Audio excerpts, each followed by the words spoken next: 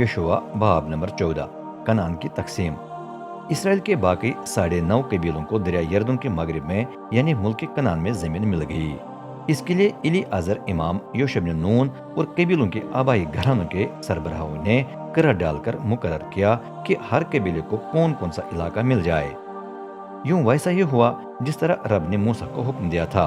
मूसा 2.5 कबीलों को उनकी मोरू से जमीन दरिया यरदन के मशरिक में दे चुका था, क्योंकि यूसुफ की औलाद के 2 कबीले मनसे और इब्राहिम वजूद में आए थे, लेकिन लावियों को उनके दरमियान जमीन न मिली।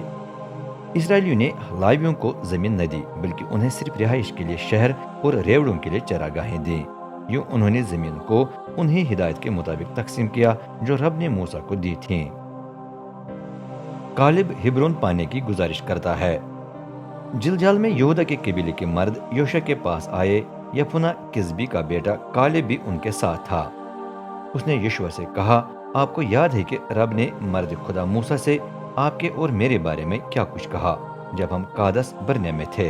मैं 40 साल का था जब रब के खादिम मूसा ने मुझे मुल्क कनान का जायजा लेने के लिए कादस बरने से भेज दिया। जब वापस आया तो मैंने मूसा को दयानतदारी से सब कुछ बताया जो देखा था। अफसोस कि जो भाई मेरे साथ गए थे उन्होंने लोगों को डराया, लेकिन मैं रब अपने खुदा का वफादार रहा।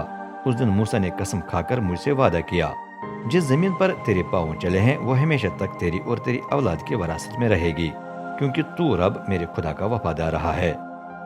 और अब ऐसा ही हुआ है जिस तरह रब ने वादा किया था, उसने मुझे अब तक जिंदा रहने दिया है। रब को मूसा से ये बात किए 45 साल गुजर गए हैं। उस सारे उर्से में हम रेगिस्तान में घूमते फिरते रहे हैं।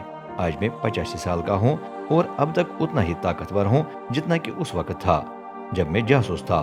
अब तक मेरी बाहर निकलने और जंग करने की वही कुव्वत कायम है। अब मुझे वो पहाड़ी इलाका दे दें जिसका वादा रब ने उस दिन मुझसे किया था। आपने खुद सुना है कि इनाकी वहाँ बड़े किले बंद शहरों में बसते हैं, लेकिन शायद रब मेरे साथ हो और मैं उन्हें निकाल दूं जिस तरह उसने फरमाया है। तब यशुआ ने कालेब बिन यफुना को बरकत देकर उसे वरासत में हिब्रोन दे दिया। पहले हिब्रोन किरियत इरबा यानी इरबा का शहर कहलाता था। इरबा इनाकियों का सबसे बड़ा आदमी था। आज तक ये शहर कालिब की औलाद की मिल्कियत रही है। वजह यह है कि कालिब रब इसराइल के खुदा का वफादार रहा।